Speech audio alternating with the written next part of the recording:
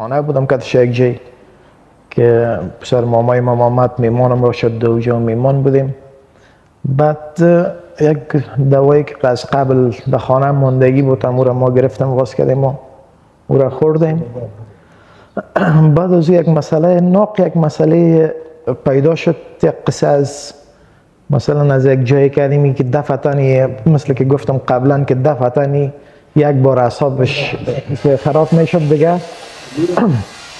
متوجه از این نمیشد که چی میکنه، از کنترل خود بیرون میشد که ایره واقعا حتی فامیلش کلگی در جریان است که یک بار از کنترل که بیرون میشد بسیار زیاد مشکل بود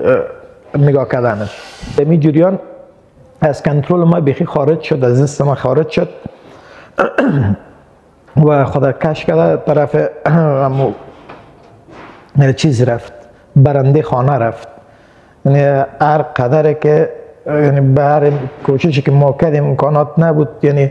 دمی ساعت دروازه ما تق تق شد که نمیفهم چوکیدار بود یا کی بود. ما باید چو دروازه را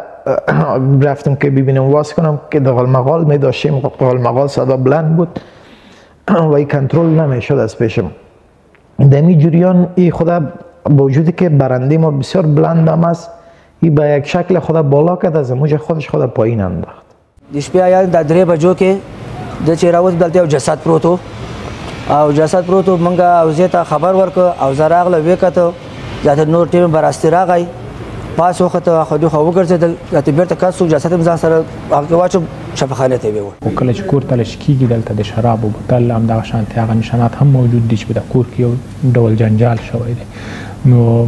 ګاونډیان هم د خبر کوي چې دلته جنجال شوی دی، جسد یې راخیستلی دی، خو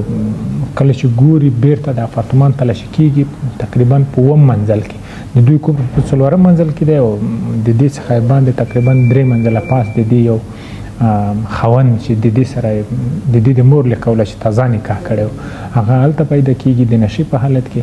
هغه هم راوستلی دی، حوزه کې دی، د پولیسو سره تر ګروېږنې لاندې دی او د دوی په کور کې چې کوم میلمه دی هغوی په